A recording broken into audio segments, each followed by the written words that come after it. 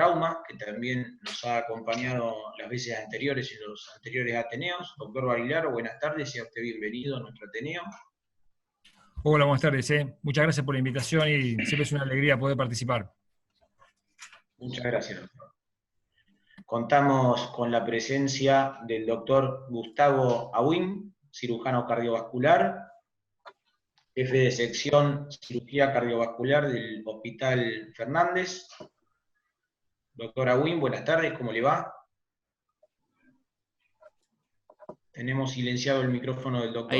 Ahí vamos. ¿Qué tal? ¿Cómo les va a todos? Muchas gracias por invitarme, un placer participar y ver amigos de toda la vida como el doctor Aranda. Contamos con la presencia del doctor Miguel Ángel Ciavarelli, jefe de cirugía del Hospital Internacional General de Agudos Eva Perón de San Martín. Habilitamos el micrófono del doctor, por favor, Eduardo. ¿A dónde lo tenemos al doctor? No lo estaría viendo. Ahí está, ahí lo vi. No lo veía porque no tenía el nombre del doctor. Muy buenas tardes para todos. Gracias, Luis. Realmente un gusto compartir con ustedes toda esta charla. Un beso muy grande para todos. Gracias. Muy bien, doctor. Sea usted bienvenido. Contamos con la presencia del doctor Jorge Reilly, cirujano de tórax del Hospital Internacional General de Agudos, doctor Luis Güemes de Aedo, expresidente de la Sociedad Argentina de Cirugía Torácica. Doctor Reilly, buenas tardes. Sea usted bienvenido a nuestro Ateneo. Muchas gracias por estar participando con nosotros. Le habilitamos, por favor, Eduardo, el micrófono al doctor. A todos, ¿cómo están ustedes?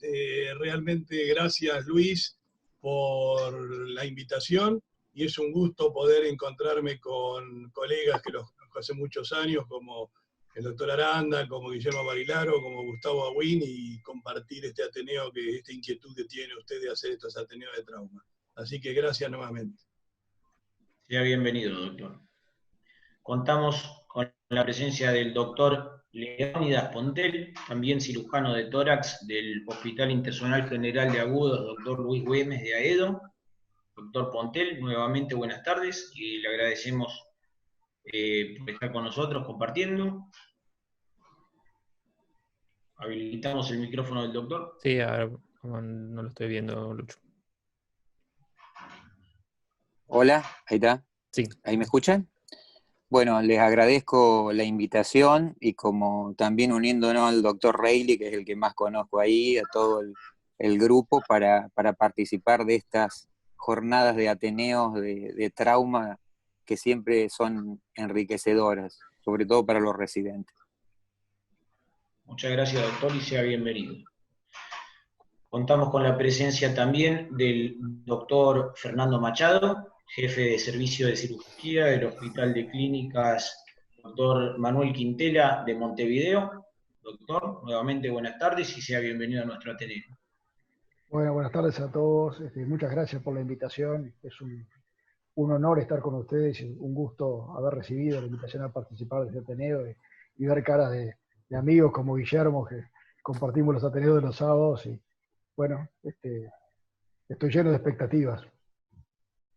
Bueno, doctor, esperemos sean satisfechas. Contamos con la presencia del doctor Mariano Laporte, jefe de coloproctología del Hospital Parmenio Piñero de Buenos Aires. Doctor. Bueno, muchas gracias por la invitación. Es un placer estar en este tipo de charlas con residentes y demás. Un abrazo muy grande a Tino, que hace rato que no lo veo. Bueno. Creo que ya tenemos a todos nuestros...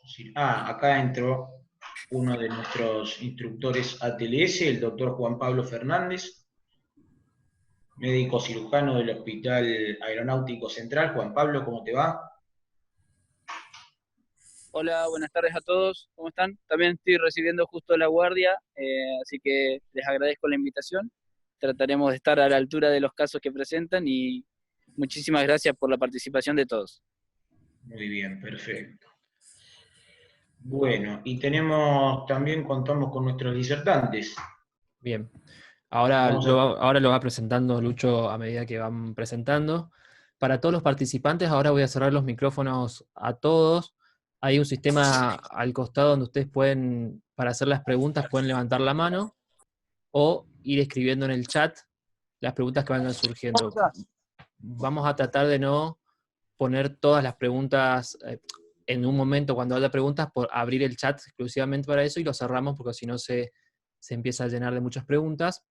Y eventualmente si alguien al final de la presentación, aparte de las consideraciones que hagan los expertos, vamos a dar la oportunidad también de que los participantes puedan levantar la mano y hablar también por audio.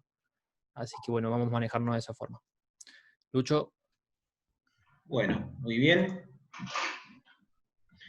En primer lugar, va a presentar el doctor Gino Mariani, del Hospital Intersonal General de Agudos, doctor Eduardo Allende de Mar del Plata, nuestro caso de traumatismo anorrectal. Gino, adelante.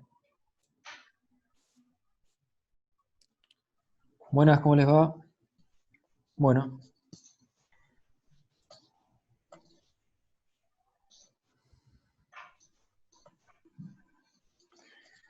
Bueno, primero agradecido de Ateneo, así que les agradezco el espacio.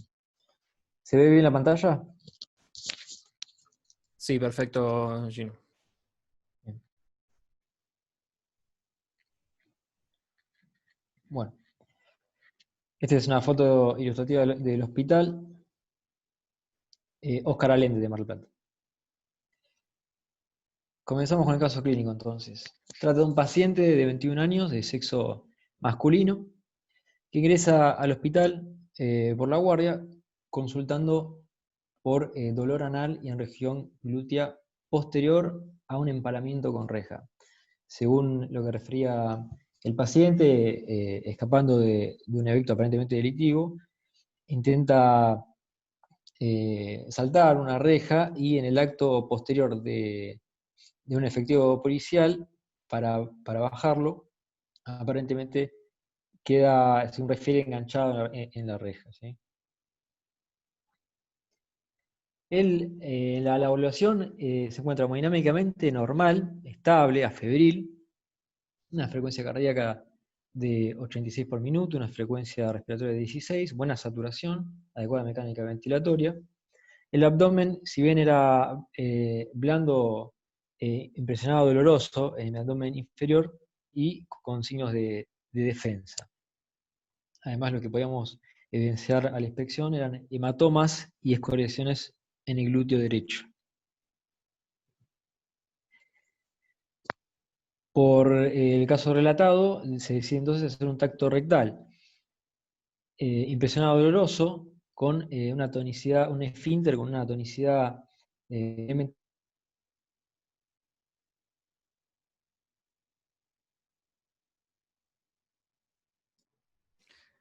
Si no, se te cortó el audio.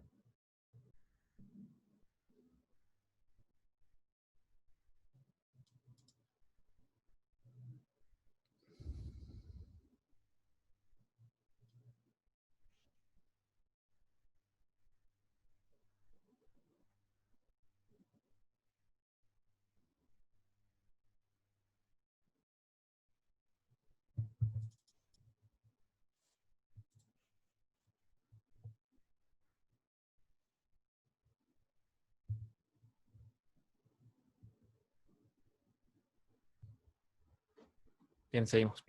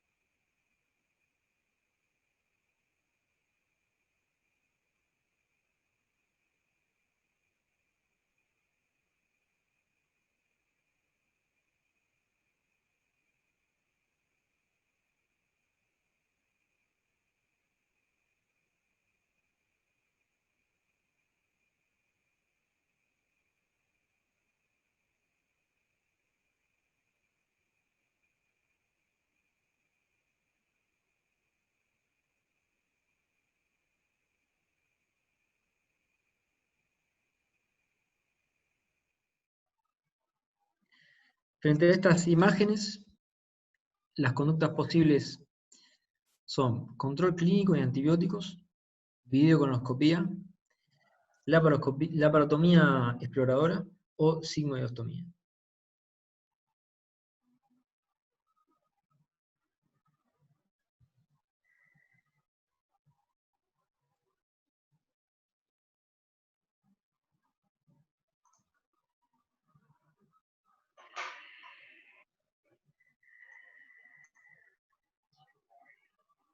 Mientras esperamos que terminen de votar, recuerden que para que les podamos habilitar el micrófono, si quieren decir algo, levanten la mano si los encontramos en el chat o nos escriban por el chat. Ahí la vamos cerrando. Comparto los resultados. Bueno, ahí estamos viendo entonces el resultado. El 55% de los votantes optó por la conducta quirúrgica. Muy bien, sí, seguimos entonces con el caso. Por favor. Bueno, en nuestro caso lo que decidimos, ¿sí? Ahí está, es una videocolonoscopía. Hay que agregar que en esa guardia también teníamos la posibilidad de contar con un proctólogo, por lo cual decidimos una videocolonoscopía. Lo que hallamos en este estudio es una lesión a 3 centímetros aproximadamente del margen anal. No habíamos evidenciado en el tacto rectal en hora 7. Allí se ve en la imagen entonces el orificio.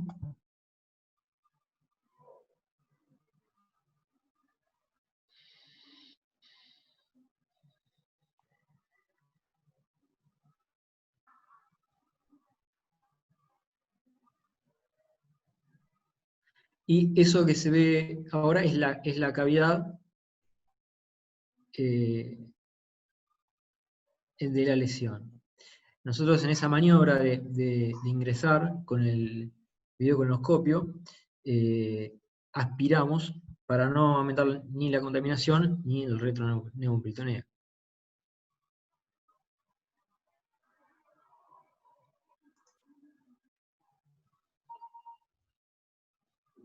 Muy bien.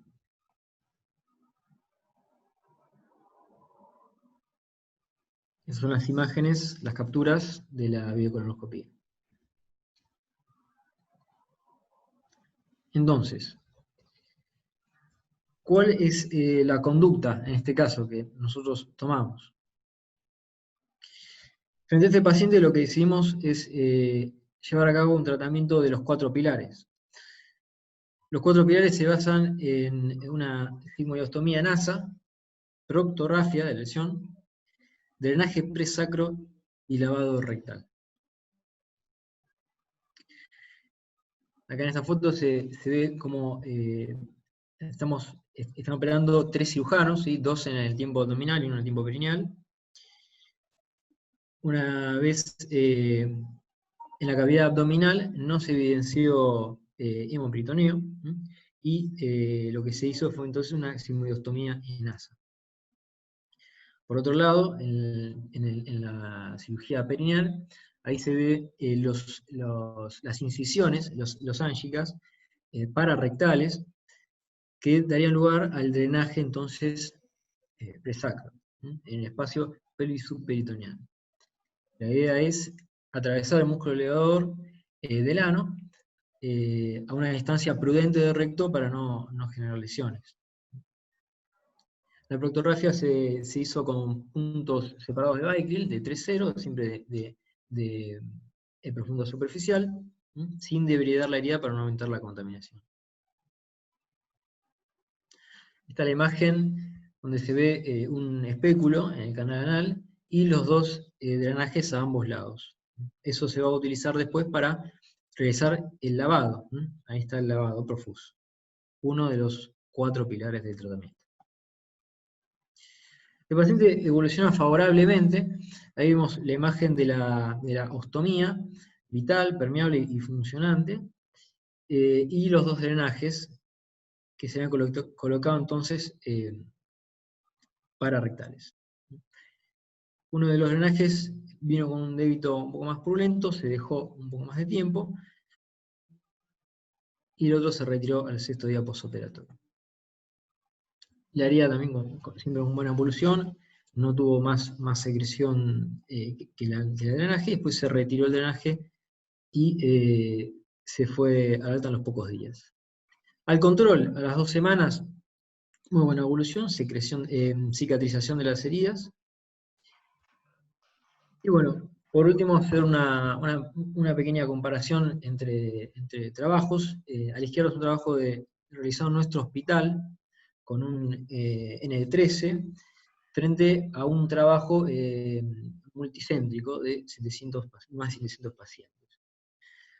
El trabajo que realizamos nosotros lo que evidenciaba es que el tratamiento de los 4 pilares es efectivo y cuando no se hace un drenaje presacro, lavado rectal, distal, está asociado a mayor tendencia de infección perirectal. En cambio, en el otro estudio, que es estadísticamente más significativo, con un N mayor, demostraba que concluía que la ostomía no demostraba mejores resultados, que el lavado rectal y el drenaje se asociaba con aumento de las complicaciones, así que no debería realizarse. Son 2 abordajes distintos de la misma patología. Bueno, para concluir, una foto de nuestra residencia. Muchas gracias por tu presentación, Gino, y agradeciéndote a vos, le agradecemos en nombre de la asociación a toda la residencia del Hospital Allende, al resto de los residentes que están participando del Ateneo. ¿Alguien quiere hacer algún comentario, algún tipo de aporte o consulta, duda, pregunta de algo que no haya quedado claro? ¿Alguna conducta que se hubiera hecho de otra manera? Por favor, levanten la mano. Siéntanse en libertad de participar. Ahí abrimos el chat si quieren hacer alguna pregunta o si quieren levantar la mano.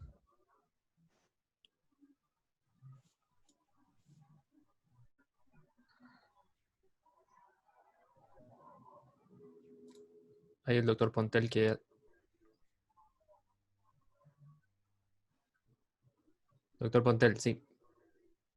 Sí, bueno, el caso, digamos, es excelente y el resultado no da lugar a dudas, ¿no es cierto? Yo hacer un par digamos, de cosas para acotar, que a veces en todos los hospitales o lo demás no hay una videocolonoscopía, que es un procedimiento en el cual en ese momento tal vez no estés tan de acuerdo por la necesidad de insuflación que tenga, y si uno tiene una lesión, aunque teóricamente con el tacto rectal o lo demás se podía evaluar, puede llegar a producir, como él dijo, por más que tuviesen cuidado, más aire en retroperitoneo o un neumoperitoneo que no lo tenían en la tomografía. Por un lado, digamos, el examen, nosotros por ahí tendemos a hacer ya de entrada, cuando se anestesia o se lleva a quirófano, la tomografía, estoy de acuerdo, un buen tacto rectal y una rectoscopía, digamos, para evaluar el tipo de lesión. Y trayendo acotación del caso, no sé si si bien el paciente tenía cierto peritonismo, un caso que no era muy sintomático en el abdomen que tuvimos, lo que hicimos fue una laparoscopía y vimos que la plica estaba perfecta y se hizo la colostomía y se hizo los drenajes como hicieron en el caso de eso. O sea, a modo de aporte, que es otra herramienta que uno por guardia, con un manejo laparoscópico, uno podría visualizar, sobre todo si tiene menos peritonismo y uno, o sea, localiza más la lesión como rectal o recto anal, ahí extraperitoneal. Sí. Gracias, doctor. ¿Los residentes, alguna duda, inquietud? Doctor Llanos. Y después me parece está el doctor. Hola, ¿cómo les va? ¿Me escuchan? Sí. Buenas tardes, yo soy Pablo Llanos del Hospital Castex. Me encantó la presentación, muy bueno el caso. Yo creo que estas lesiones de recto extraperitoneal, y como bien decía también el doctor Pontel, se tienen que resolver con los pilares, como muy bien lo presentaron. La verdad que estoy muy contento, muy lindo el caso y bueno, se puede ver en los resultados del paciente. Les quería hacer una consulta, algo dijo el doctor Pontel también. Uno, si la tomografía por alguna condición no se la hicieron con contraste endovenoso, independientemente de la información que nos dio, que fue totalmente útil. Y dos, si pensaron o no en el abordaje laparoscópico. Como dice el doctor, muy posiblemente la laparoscopía para evaluar la cavidad abdominal es muy útil y de ser posible también se puede realizar la colostomía a través del mismo método. Sí, la tomografía, perdón, fue con endovenoso, pero fue con endorrectal también, en contraste. ¿Y qué me habías consultado? Ah, para el abordaje laparoscópico. Guille, ¿estás ahí? Ah.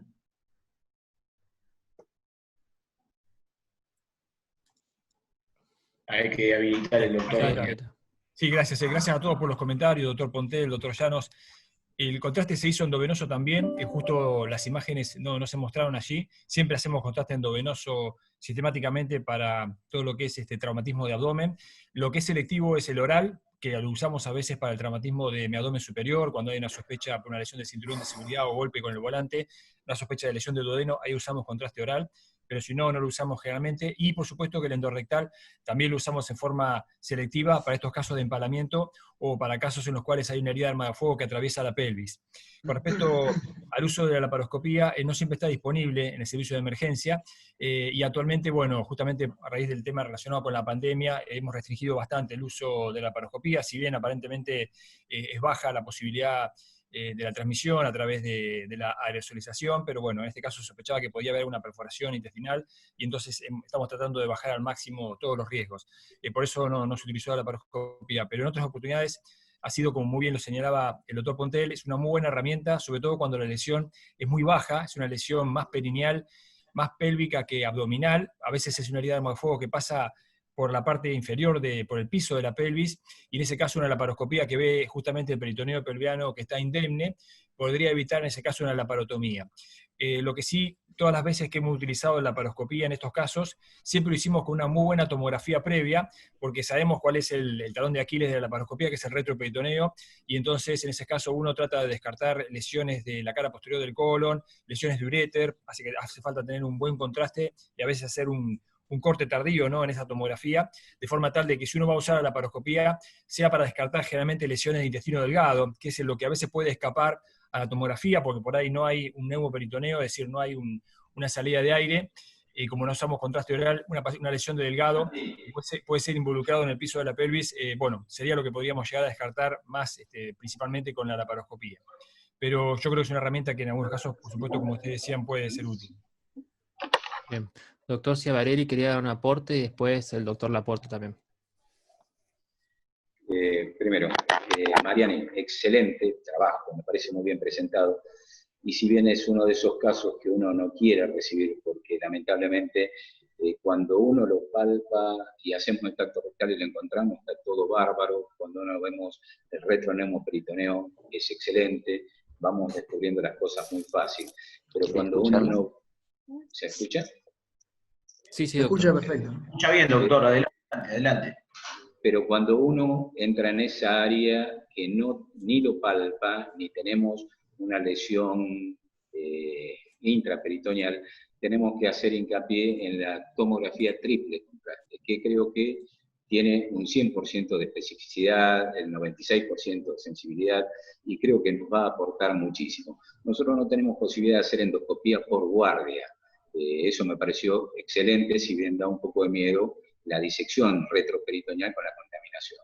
Pero cuando uno ingresa, así mismo hace, no siempre es la verdad, pero hace el interrogatorio exhaustivo de cómo fue la lesión y con qué fue la lesión, si fue herida con tuso cortante, fue una herida por arma de guerra, o sea, uno por lo menos se orienta con eso. Pero me parece que es excelente hacer la tomografía triple contraste, y la laparoscopia nos da un paneo excelente del piso pelviano.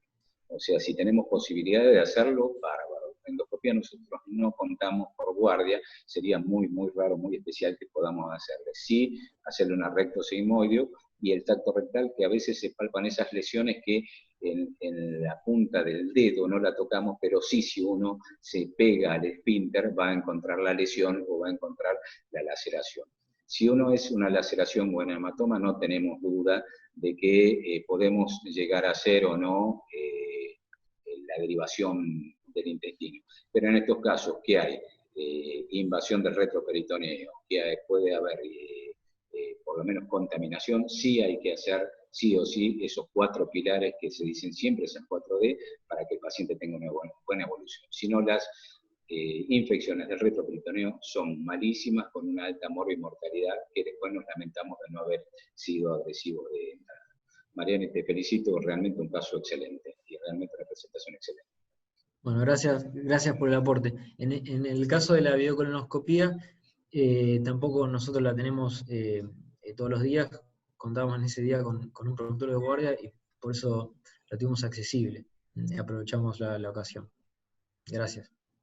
Gracias, doctor Ciavarelli. Le vamos a dar la palabra al doctor Mariano Laporte. Adelante, por favor. Hola, Gino. En primer lugar, felicitaciones por el caso clínico, muy claro y muy buena tu presentación.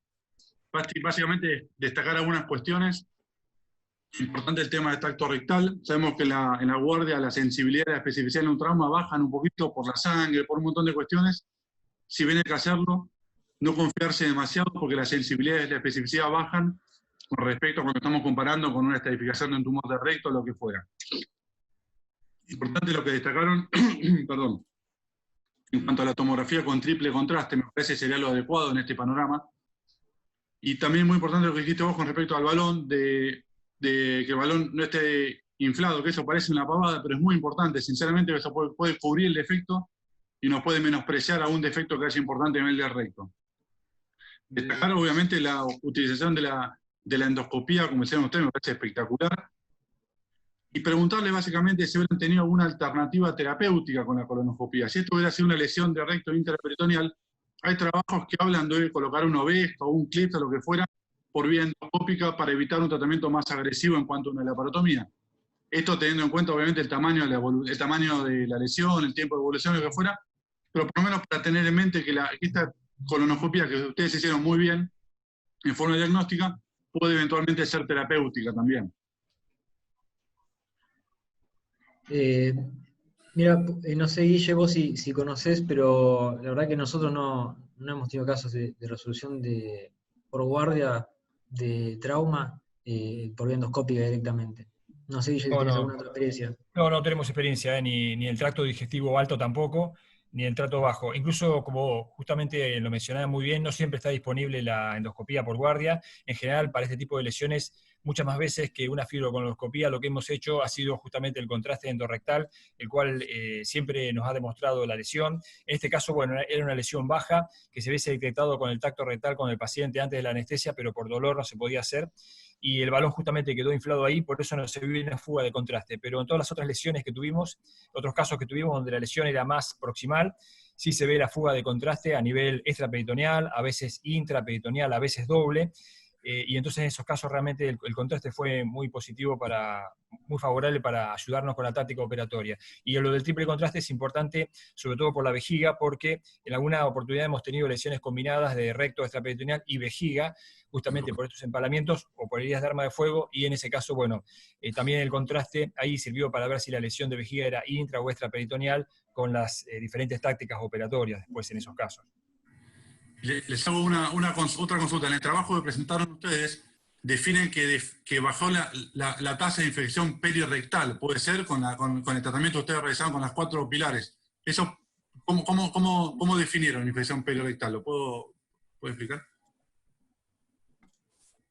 Sí. No los escucho. Sí. Está silenciado ahí. Adelante, Sí. doctor Barceló. Perdón, sí, gracias por la pregunta. Ese trabajo nosotros lo hicimos en el año 2008, es bastante antiguo. Teníamos 13 casos, actualmente tenemos 30 casos de lesiones de recto, incluyendo esta, y la tendencia se mantuvo más o menos parecida. ¿Cómo surgió esto? Bueno, la verdad que surgió en forma aleatoria, y esto tiene mucho que ver con cómo funcionan nuestros hospitales. Es muy difícil aún en los hospitales que tienen mucho flujo de una patología, lograr que un protocolo sea adoptado por todas las guardias. Muchas veces termina prevaleciendo el criterio del que ese día está, y entonces a nosotros este trabajo realmente nos surgió espontáneamente, porque había algunos que utilizaban los 4 pilares y otros utilizaban los pilares en forma selectiva o prácticamente solo hacían la colostomía, y entonces espontáneamente surgió que aquellos pacientes en los cuales no se utilizaban los 3 o 4 pilares, digo 3 o 4 porque a veces no se puede suturar la lesión del recto, sobre todo cuando está en el recto medio, que uno no llega por abajo y no llega por arriba. En este caso, bueno, se podía llegar por abajo, ¿no es cierto?, por vía endoanal. En estos casos, 3 o 4 pilares a nosotros nos demostró siempre una menor incidencia de infección, la cual se traducía tanto clínica como de forma anatómica, de modo clínico, a través de, obviamente, los signos de sepsis, y de forma anatómica, generalmente estos pacientes presentaban enfisema subcutáneo a nivel perineal, o eritema a nivel perineal, o incluso a veces supuración a través del recto. Esos eran los síntomas y los signos que tenían los pacientes que tuvieron que ser reoperados, aquellos en los cuales no se habían hecho los 4 pilares, y tuvieron que ser reoperados para completar justamente todo el tratamiento completo, ¿no es cierto? Entonces, esa fue la experiencia que nosotros tuvimos, y en los últimos años no tuvimos posibilidad de seguir comparando ambos grupos porque empezó a prevalecer justamente el criterio de que fue adoptado por todos finalmente después de varios años, de hacer siempre los 3/4 pilares ante estas lesiones de recto extraperitoneal. No nos suma mucho más tiempo operatorio, una vez que uno lo tiene bastante sistematizado, bueno, resulta ser algo relativamente, son conductas técnicamente sencillas, y realmente a uno le deja la tranquilidad de evitar después, justamente como ustedes bien decían, estas infecciones que van por el celular perineal, pelviano, que se defiende mal de las infecciones y a veces realmente lo pueden complicar mucho al paciente. Una pequeña consideración técnica con respecto al drenaje presacro. Históricamente siempre, y en la bibliografía uno lo encontraba como un auténtico drenaje presacro, donde se seccionaba el rafe anococcigio, pero bueno, eso dejaba muchas veces inestabilidad del aparato esfinteriano. Nosotros empezamos a seguir a Vicente de Sanso, histórico proctólogo del Hospital Churruca, el cual fue el primero en preconizar en nuestro país reemplazar ese drenaje presacro por 2 drenajes perineales bilaterales. Nos quedamos sin audio con el doctor Barillaro. A ver, Edu. Sí. No. Sí, perdón, no, decía que nosotros hacíamos 2 incisiones a ambos lados, a diferencia de una incisión medial, y de esa forma evitábamos seccionar el rafe anococcigio con la consiguiente secuela funcional que eso podía tener. Pero muchas gracias, doctor. Una pequeña consideración, porque ya me pongo un poquito ahora de abogado del diablo, si se quiere.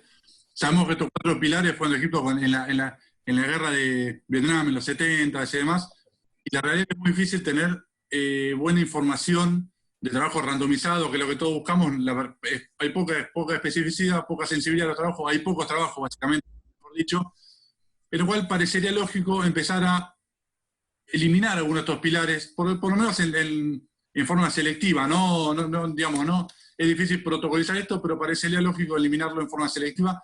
Esto pensando, por ejemplo, en la cirugía que estamos realizando por cirugía, digamos, la cirugía colorectal, cirugía de TAMIS, que por vía perianal resecamos pólipos y demás, se reseca la pared completa del recto, y esto se hace simplemente una rafia por debajo, y nada más. Son pacientes que no estén preparados, y digamos, no está preparado el colon, ni mucho menos, simplemente tiene un enema, pero parecería ser una situación bastante similar a este paciente, por lo cual no me hubiera parecido descabellado, a ver si se entiende lo que estoy diciendo. Sí.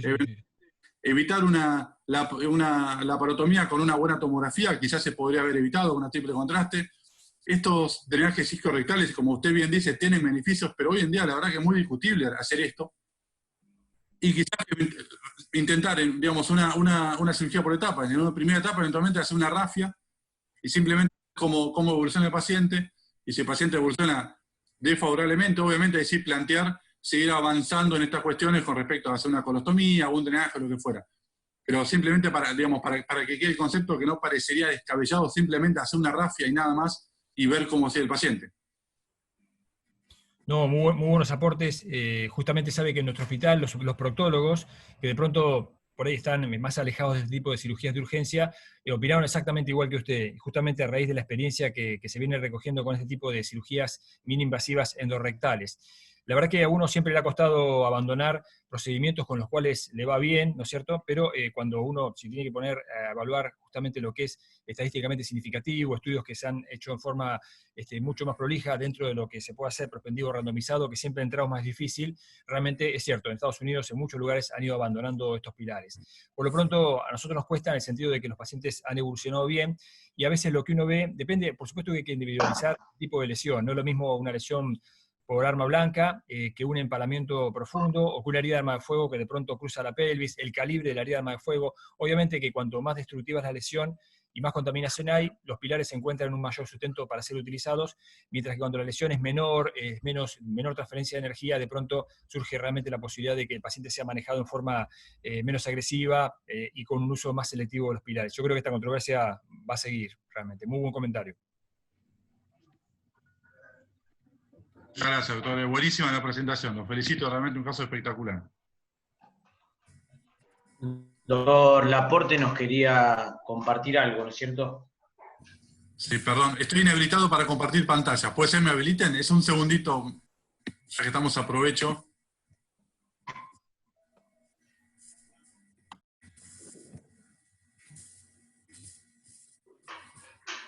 ¿Se puede ahí? Pues estoy inhabilitado para compartir la pantalla. Me dice que el anfitrión me tiene que habilitar. Lo podemos habilitar. Ahí, Fede, si lo podés habilitar al Ahí doctor. está. Ahí debería estar habilitado. ¿Por ahí se ve la pantalla? Sí. Bueno, simplemente agradecer la oportunidad, obviamente, de discutir este caso, y ya que estamos a aprovechar a difundir un poquito de esto, estamos a cargo de la revista argentina de la Sociedad de Coloproctología. Aquí estamos el comité. Básicamente es una población joven, este chat, y me interesaría muchísimo que nos agreguen a las redes sociales, que estamos recién empezando con este tipo de cuestiones y demás, para difundir un poquito el trabajo que estamos haciendo. Los esperamos con cualquier tipo de presentación que quieran. Ahí tienen el mail oficial de la dirección oficial de la página web, también tienen el mail oficial. Cualquier cuestión, cualquier trabajo que quieran publicar, van a ser obviamente agradecidos por nosotros y seguramente van a salir publicados, así que les agradezco este minutito para dejarme difundir esto. Bueno, doctor, le agradecemos. Buenísimo. Vamos a, ya que no hay más preguntas, vamos a pasar al siguiente caso clínico, donde va a presentar la doctora Daniela Camino, del Hospital Personal General de Agudos, Eva Perón de San Martín. Herida de arma de fuego en abdomen. Adelante.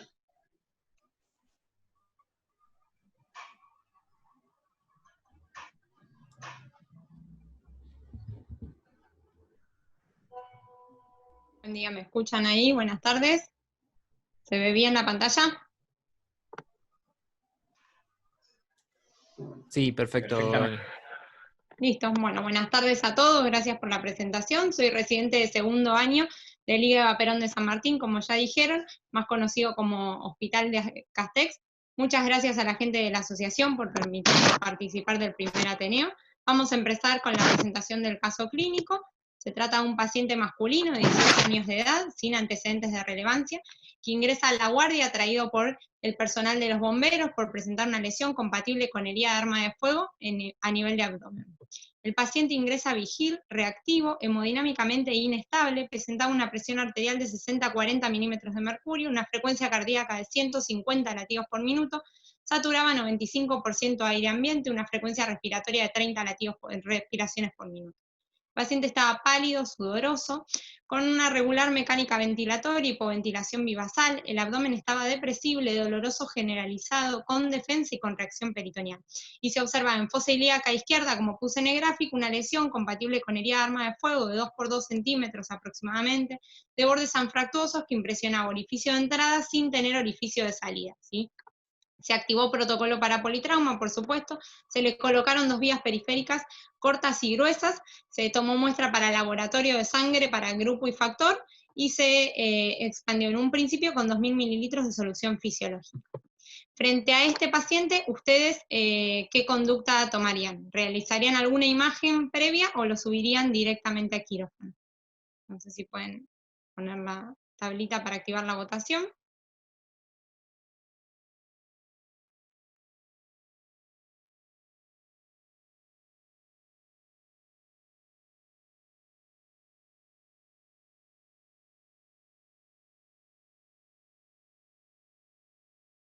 Ahí está habilitado para votar. ¿Listo?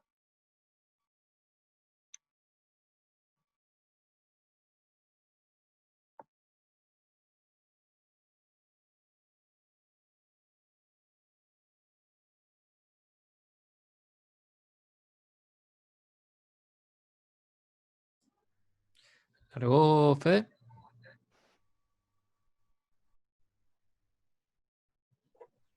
Sí, ahí les debería aparecer en la pantalla. Exactamente. Ahí dice, la mayoría votó, el 69% votó que lo subiría directamente a quirófano.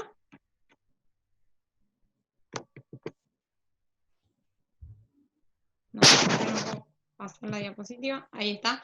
Bueno, que fue obviamente lo que decidimos nosotros también, ¿sí? Con el paciente inestable hemodinámicamente, se realiza la sedación, más analgesia y la intubación orotraqueal en el shock room de guardia, y se decide subir directamente a quirófano el paciente, ¿sí?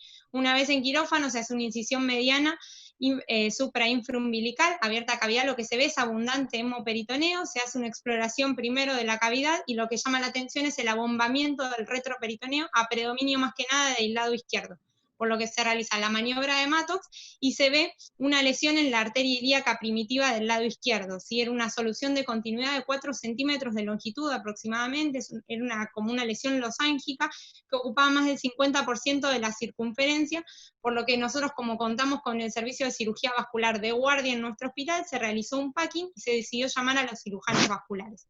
Los cirujanos vasculares, cuando vieron y evaluaron la lesión, lo que decidieron es colocar una prótesis de PTFE. Entonces, previamente el servicio de anestesia heparinizó el paciente a dosis anticoagulante por vía sistémica.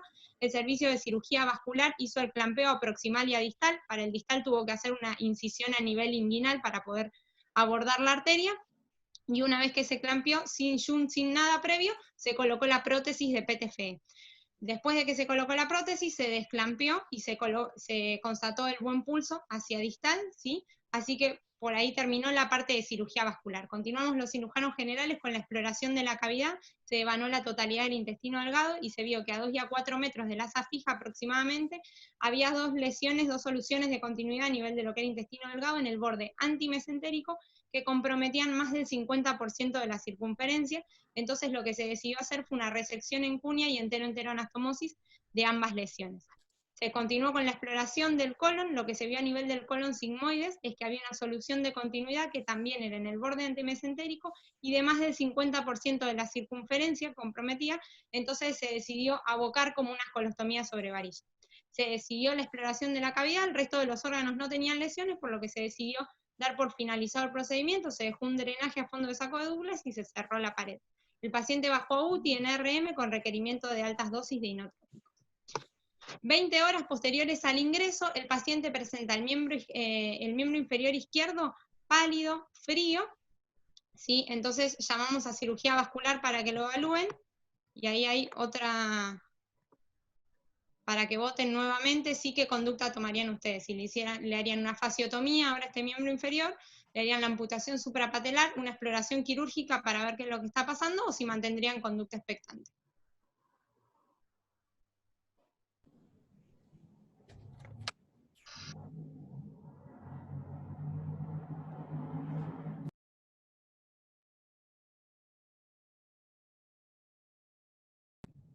Perdón, una pregunta. ¿Los pulsos cómo estaban?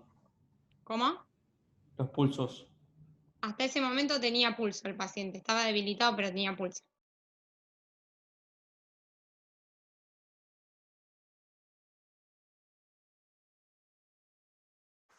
Perfecto, la mayoría votó la exploración nuevamente quirúrgica, que fue lo que hicieron los cirujanos vasculares del hospital. ¿Sí? Entonces, se subió a quirófano con cirugía vascular y lo que se vio fue que tenía a nivel de la prótesis, de la PTFE, presentaba un trombo, entonces se hizo la trombectomía. 24 horas posteriores a la trombectomía, el paciente presenta un síndrome compartimental, ¿sí? De vuelta el miembro inferior izquierdo estaba frío, pálido, estaba edematoso, y entonces cirugía vascular lo decide subir nuevamente a quirófano para hacer una fasciotomía. y finalmente a los 4 días posteriores a la traqueotomía, el paciente tenía en ese miembro inferior izquierdo ausencia de pulsos, estaba frío con el relleno capilar disminuido, entonces nuevamente cirugía vascular decide conducta quirúrgica y ahora sí le hace la amputación suprapatelar de ese miembro.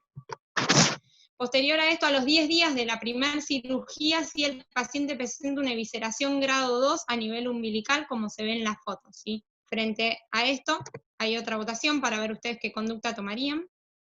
¿Sí? Si harían curación con azúcar, si le harían una ventroplastía con malla, ventroplastía anatómica, o si lo expectarían.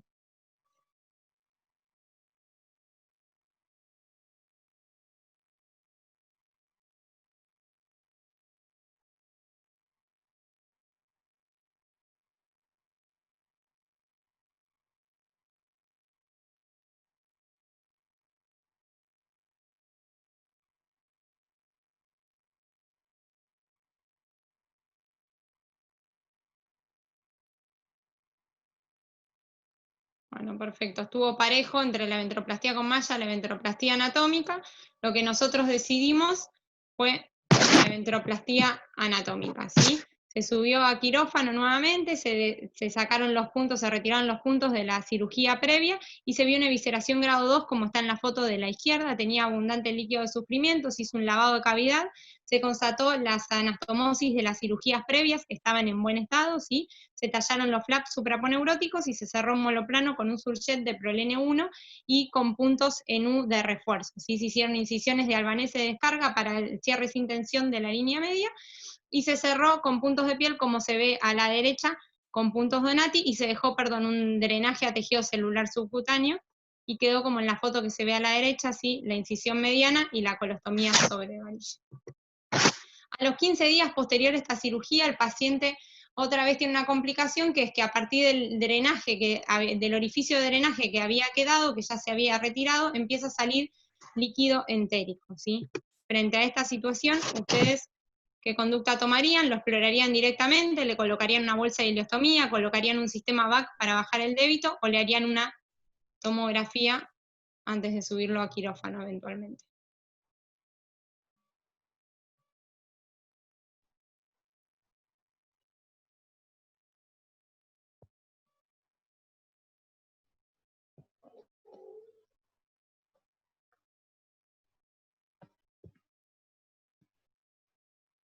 Bueno, la mayoría decidió una tomografía previamente, nosotros lo subimos directamente para quirófano,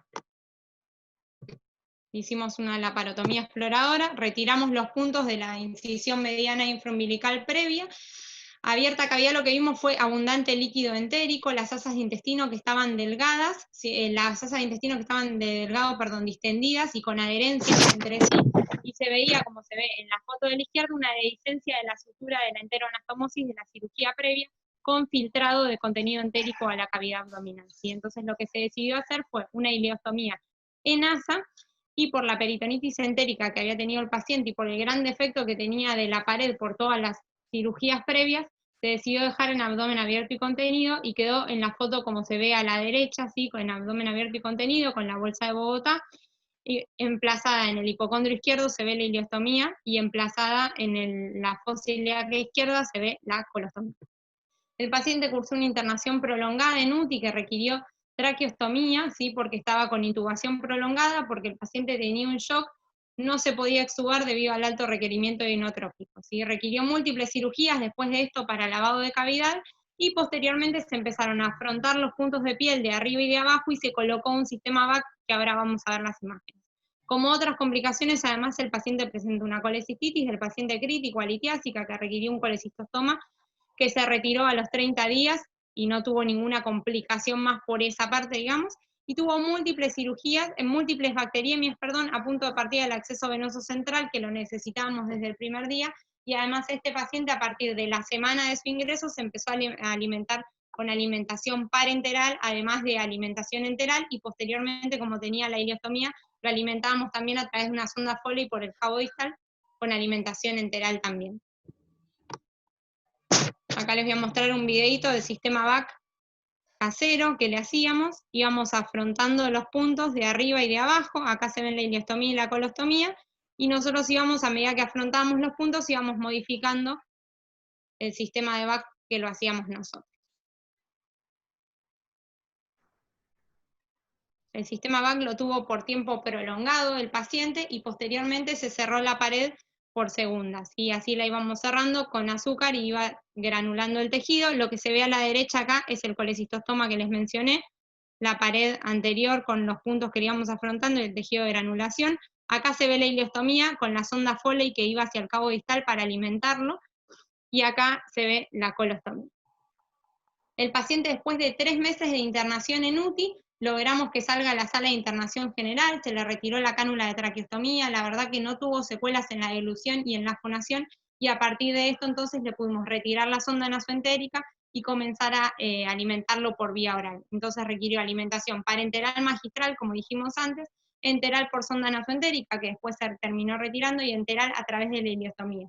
Todo esto fue un arduo trabajo en un equipo interdisciplinario entre cirugía general, nutrición y salud mental, que nos llevaron a que lo podamos operar para el cierre de la ileostomía y la colostomía en el momento justo, porque necesitábamos que recupere el peso y las proteínas y la albúmina para que esa anastomosis ande bien. Entonces, 7 meses y medio después de su ingreso, finalmente se pudo realizar la cirugía del cierre de la ileostomía y la colostomía. La pared anterior, así como la vieron, terminó de granular con azúcar, se cerró del todo y no la tocamos, e incidimos en la cirugía con cierres periostómicos. Se cerraron en 2 planos cada una de las ostomías, y el paciente tuvo posterior a eso una buena evolución, toleró dieta, tránsito intestinal positivo, y a la semana se fue de alta hospitalaria. ¿Sí? Ahí lo vemos al paciente después de casi 8 meses de internación, que un día nos vino a visitar porque se había fracturado la otra pierna. Muy buen caso, Daniela, muy bien presentado. Muchas gracias.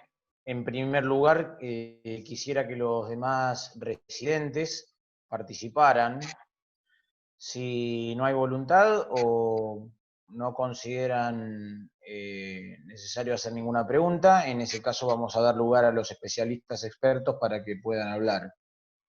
Hay alguien pregunta en el chat, Federico Casani, si en la ventroplastía se exploró la cavidad. Sí, eso lo comenté, que se exploró la cavidad, se vieron las anastomosis que no tenían fuga, y después se decidió hacer la ventroplastía.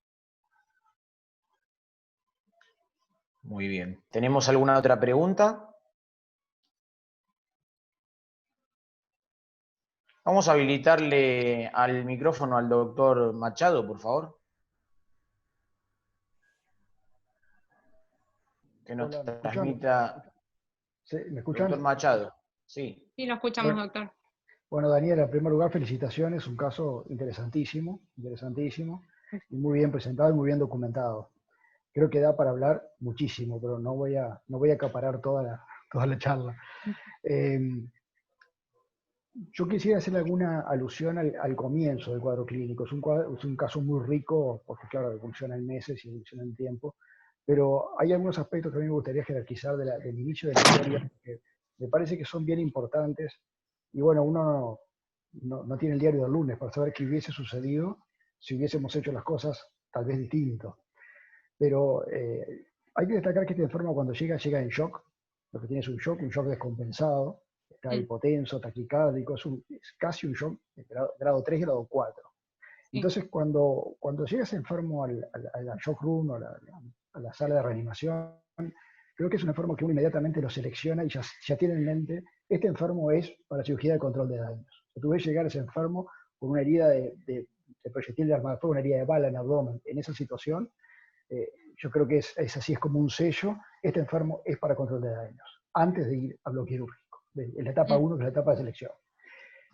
En segundo lugar, a mí me parece que en estos enfermos con un trauma penetrante de torso, y esto ya creo que ha sido bastante demostrado ya desde el trabajo clásico que publicó en el Hospital Benta UCA, en el Matox, por allá por el año 94, la restricción de cristaloides hasta que se cierren los orificios que hacen en la pérdida de volumen es bien importante para mejorar las tasas de sobrevida de estos enfermos. Este paciente sobrevivió, pero yo creo que se ven favorecidos porque evitamos más hipotermia, evitamos más coagulopatía, evitamos más hemodilución, y creo que tú dijiste se pasaron 2 litros de cristaloides. Está bien, es un enfermo que está hipovolémico, Pero a mí me parece que estos enfermos se benefician, por lo menos en los centros que así cabe esa posibilidad de activar rápidamente un protocolo de transfusión masiva, porque estos enfermos están perdiendo sangre. Entonces, si me decís, ¿cómo arrancaría la reposición de este enfermo? Transamina, de entrada, si el trauma ha sido dentro de las últimas 3 horas, cosa que a veces sucede en el trauma metropolitano, por lo menos es muy frecuente que los enfermos se han traído rápidos al hospital, a una ampolla transamina, protocolo de transfusión masiva se arranca, comienza en nuestro hospital, empezamos con sangre total, porque es lo que tenemos a mano, sangre total universal y sala de operaciones. Creo que sin duda la parotomía de entrada, este enfermo no podría tomar, no podría tomar, está en un shock, se está muriendo. Y a mí me parece, yo vuelvo a insistir en este concepto, a mí me parece que este es un enfermo que yo lo hubiese seleccionado para una cirugía de control de daños de entrada. ¿Y qué quiere decir eso? Yo no sé si hubiera llamado a los vasculares porque me hubiera pasado lo mismo que les pasó a ustedes. Los vasculares en mi hospital van a hacer eso, le van a poner una prótesis de PTFE, le van a disecar la ingle, van a hacer un acceso. No, yo le hubiera puesto un shunt, ato y ato, y no sé si no hubiera hecho suturas digestivas, hubiera puesto un clamp y lo hubiera llevado con el abdomen abierto y contenido a terapia intensiva. Y después, 12 horas, 24 horas después, lo traería a sala de operaciones de nuevo, y ahí sí, convocamos al vascular y que le haga una preciosa prótesis, pero con un enfermo distinto, no tan en una situación agónica, porque yo me imagino que esto que tú contás, además lo contaste muy bien, la forma en que llega el enfermo, lo que significa desde el punto de vista del impacto a nivel celular. Por ahí hay una frase del curso del DSTC, el cirujano de trauma debe escuchar a las células. Este enfermo está, desde el punto de vista celular, agónico. Entonces yo creo que me parece que se hubiera favorecido de una cirugía de control de daños de entrada, con un shunt vascular, clampeo de la contaminación, abdomen abierto y contenido, terapia intensiva. Luego regreso al blog para ver y evaluar si es momento de ostomías, suturas primarias, porque vos fíjate que este enfermo tiene un PATI muy alto, un índice de trauma abdominal penetrante muy alto de entrada, por las obstrucciones que tiene vascular ilíaca con la pérdida de sustancia, intestino delgado, colon. Tenés un alto riesgo de fallas de sutura, además en la evolución hechas una sutura en estas condiciones. Yo hubiera hecho eso, me parece. Me quedo por acá, en esta parte de la discusión. Pero realmente te voy a felicitar, un enfermo muy, pero muy interesante y creo que da para hablar muchísimo. Muchas gracias.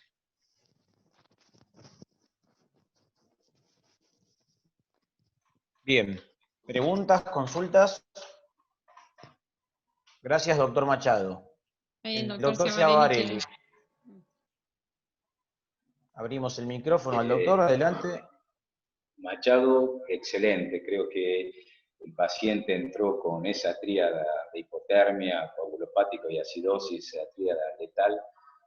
Es real, esos pacientes requieren un poco lo que se hizo, que es el manejo multidisciplinario, porque acá durante toda su internación, que fue bastante prolongada, trabajaron kinesiólogos, nutricionistas, terapistas, absolutamente creo que todo el hospital trabajó para este muchacho. Quizás, yo no sé si la vía arterial la hubiera diferido con un shunt, sí le hubiera hecho en primera instancia un shunt previo a la anastomosis o al bypass y una fasciotomía más que amplia, tratando de liberar un poco el lecho distal y tratando de permitir que eso no me traiga la complicación que creo que trajo a distancia.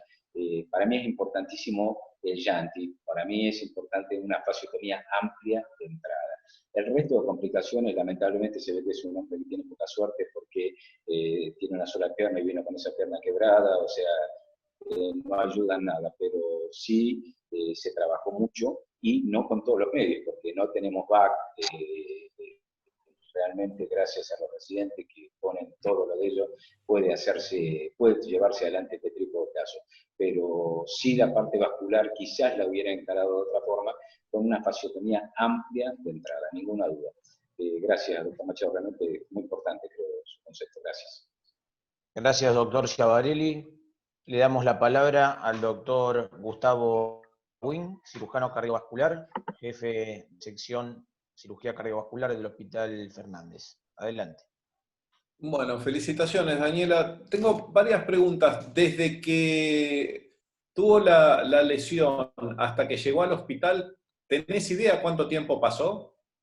Habrán pasado, doctor, unos 20 minutos, media hora aproximadamente. Lo trajeron los bomberos bastante rápido. Ok, hasta que subió a quirófano, otros 20, porque lo metieron... Por lo menos, sí. ¿Cuánto tiempo tardó en llegar el vascular? No, desde que lo llamaron igual porque el vascular está de guardia activa en el hospital, así que lo llamamos y entre que se cambió y todo, capaz fueron 10, 15 minutos más. La nada, ok, bien. Bueno, mira, con el diario del lunes, como dice el doctor Machado, es fácil, ¿no? Pero hacer una cirugía vascular, técnicamente un hilio femoral intravuestraperitoneal es técnicamente muy sencillo, a menos que haya tenido lesión venosa. ¿Tenía lesión venosa también? No, doctor. Bueno, ni el uréter, o sea, le pegó ahí. No. Mirá, creo que una cosa inteligente hubiera sido, coincidiendo con el doctor Clavelli, una fasciotomía amplia, de primera intención, sin el más mínimo rastro de dudas. Por eso te pregunto los tiempos, pero igualmente lo hubiera hecho. Hubiera ligado proximal y distal la arteria ilíaca, porque el paciente ya tenía lesión intestinal, ¿no es cierto?, cuando entraron. Sí. Bueno, entonces no le hubiera puesto una prótesis jamás, y le hubiera hecho un axilofemoral. Muy fácil de decir, o sea, hago una cirugía vascular absolutamente limpia. Técnicamente es muy fácil un axilofemoral, el tema es si tenías una prótesis lo suficientemente larga, de 8x70 o algo. A lo mejor en el hospital tenían un pedazo de gorete, como nos pasa, y adentro. No sé, o sea, yo me manejo con realidades también. Pero... No contamos, o sea, no lo sé porque como tenemos cirugía vascular de guardia, no sé con qué prótesis cuentan, pero sé que no tienen una gran variedad tampoco de prótesis a mano. Como que tengan esa ya era medio un milagro. Por eso, lo que hubiera hecho hubiera sido ligar el cabo en presencia de lesión intestinal, ¿no? Hubiera ligado el cabo proximal y distal, le hubiera hecho un axilofemoral y después nos divertimos con el abdomen. Vos fíjate qué interesante que me equivoqué, porque se complicó todo menos la prótesis. ¿No? O sea, le pasó todo lo que le podía pasar menos la prótesis.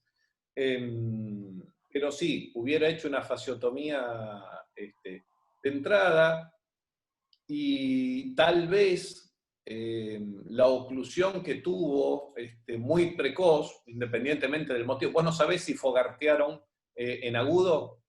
No lo fogartearon, no. Bueno, esa es otra cosa sí o sí que hay que hacer. Una cosa también es que si tienen al cirujano vascular online, sin miedo, heparinícenlo. Porque para lo que es la circulación colateral le pueden salvar la pierna al paciente. Sí, eso se hizo. O sea, se heparinizó sistémicamente durante la cirugía y en el postoperatorio. Claro, no, pero antes de que llegue el vascular, cuando le dicen voy para allá, háganle 5.000 unidades de heparina, porque eso ayuda mucho a la circulación distal. Y sí o sí, en agudo, aunque no te parezca, hay que hacer una buena fogarteada distal. Lo proximal lo resolvés soltando el clamp y obtenés flujo, pero sí o sí hay que hacer pasar un Fogarty para asegurarte que no haya ningún trombo. Y tal vez si uno hubiera hecho la fasciotomía en agudo, e insisto, con el diario del lunes, ¿no? A lo mejor el fenómeno trombótico con el posterior edema, etcétera, a lo mejor la llevaba un poquito mejor, ¿no? Pero bueno, son todas decisiones que en agudo es muy fácil hablarlas hoy, a esta hora en casa, pero si te quedó un pedacito de goretes de 15 centímetros, de 8 milímetros, mucho más no tenés para hacer. Así que esas son las consideraciones. Muchas gracias por su aporte. Muchas gracias, doctora Wim. Tenemos unas preguntas en el chat. Sí. El doctor Celestino Aranda. Él estaba preguntando, lo que quería preguntar Daniela, ¿cuánto tiempo duró la primera cirugía, es decir, donde se hizo la cirugía vascular? Habrá durado, o sea, desde que el paciente subió a quirófano hasta que se decidió, o sea, hasta que se terminó la parte vascular, entre 40 minutos y 1 hora aproximadamente. Porque obviamente fue lo primero que se resolvió eso. Bien. Bien. Tenemos Y después- una pregunta del doctor Pontel.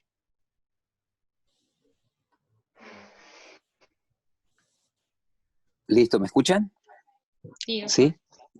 Sí, bueno, el paciente salió vivo. O sea, ves que en general uno está discutiendo más la parte vascular.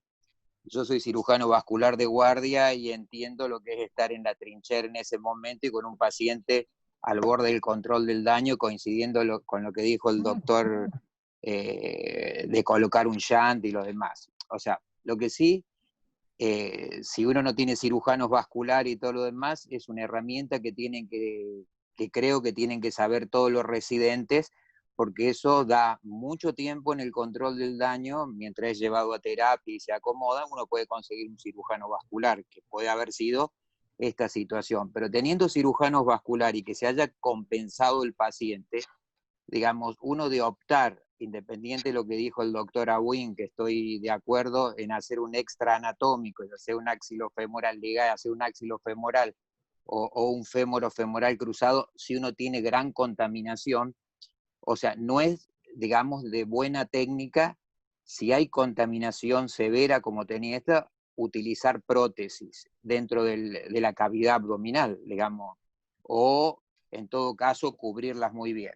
O sea, si hay un cirujano vascular, creo que puede estar muy bien habilitado en el momento, porque veo que duró y todo lo demás, y está bien acompañado y el paciente está un poco compensado, tratar de usar una vena safena, digamos, invertida contralateral. Es lo que por ahí todos, o sea, reconocemos que estar en la trinchera y en ese momento, digamos, o sea, uno puede ponerse a hablar ahora, ¿no es cierto? Pero el uso de una prótesis dentro del abdomen, o sea, con la cavidad contaminada, se arriesga a tener, digamos, lo que pasó, que en un momento creo que dijiste que se contaminó la prótesis, o sea, y no sé si la retiraron o no en una de las cirugías después de la amputación y esa cosa, igual que la fasciotomía, coincido que la fasciotomía tiene que ser precoz. Si controlamos un bypass, lo reexploramos, ya inmediatamente hay que pensar, o sea,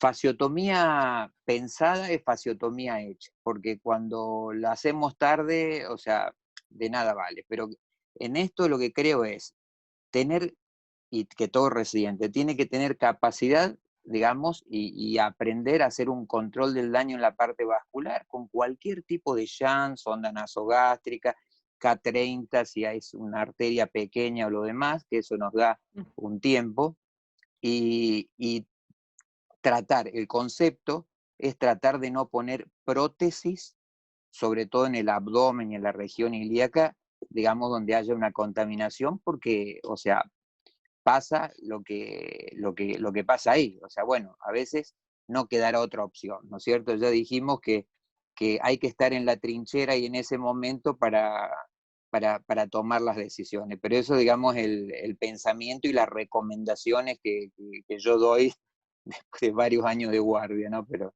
como cirujano vascular. Gracias, doctor Pontel.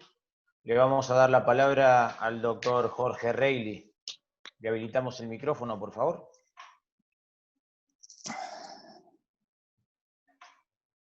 Ahí está Reilly, mira. Vení. ¿Tenemos el audio con el doctor Reilly? Hola. Doctor Reilly, adelante. Sí, muy sucinto para un poco coincidir con los preopinantes. Creo que concuerdo plenamente con el doctor Machado, que lo que dijo realmente es la realidad. Es un paciente que uno, cuando lo recibe, ya se tiene que plantear en ejercer control del daño. Creo que no podemos perder el ámbito o la audiencia que tenemos, que son los residentes. Y creo que se coincidió en la ventaja de manejar un shunt en este tipo de pacientes, o sea, en ejercer maniobra de control del daño. No creo que se contestó la pregunta cuánto duró la primera cirugía, o sea, que creo que preguntó el doctor Arando. Por lo menos no escuché la respuesta de cuánto tiempo duró la cirugía. La cirugía completa, lo que habían preguntado era en la parte vascular. No, La la cirugía, cirugía completa, ¿cuánto duró? 2 horas y media aproximadamente. Yo creo que es un paciente que tiene que salir mucho más rápido de quirófano en las condiciones hemodinámicas, de inestabilidad hemodinámica que tenía. Por eso creo que lo primero que hay que plantearse, como bien lo dijo Machado, es maniobra de control del daño. Un residente tiene que manejar la posibilidad de hacer Jun. Creo que Leo, con quien compartimos hospital, lo definió claramente, que en un cuadro de contaminación de peritonitis fecal no se nos hubiera cruzado poner una prótesis realmente, y creo que buscar hacer una interposición con vena, o un bypass con vena en ese tipo de pacientes es más horas de quirófano. O sea, yo creo que lo que se habría planteado, por supuesto, esto es muy simple hablarlo con el diario del lunes, como todo el mundo, los preoperantes lo reafirmaron, pero se hubiera planteado hacer un Jun, y después los cirujanos vasculares, que ustedes tienen la ventaja de tener cirujanos vasculares de guardia, igual que en nuestro hospital, a lo mejor se hubiera planteado hacer un extra anatómico en un terreno infectado para recuperar, o sea, la viabilidad del miembro. Pero coincido que era un paciente de entrada para control del daño. Gracias. Lo mismo lo felicito porque el caso es muy bueno, es muy rico, es un compendio de complicaciones y de cosas que le pasó. Sí. Gracias. Muy bien, muchísimas gracias, doctor Reilly, por su participación. Entonces, para cerrar el caso en lo que respecta a la parte vascular, me gustaría que lo cierre el doctor Awin, que es el especialista. El concepto sería hacer el control del daño y, de todas maneras, la pregunta ya estaría en cierta medida contestada. Le habilitamos el micrófono al doctor Awin, por favor.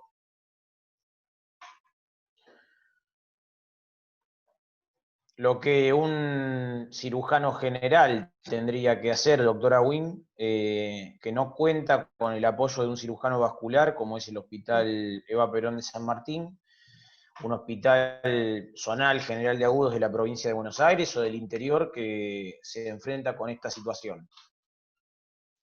A ver, hay que asumir las posibilidades y las imposibilidades que uno tiene, pero lo primero que uno tiene que saber es con qué equipo cuenta.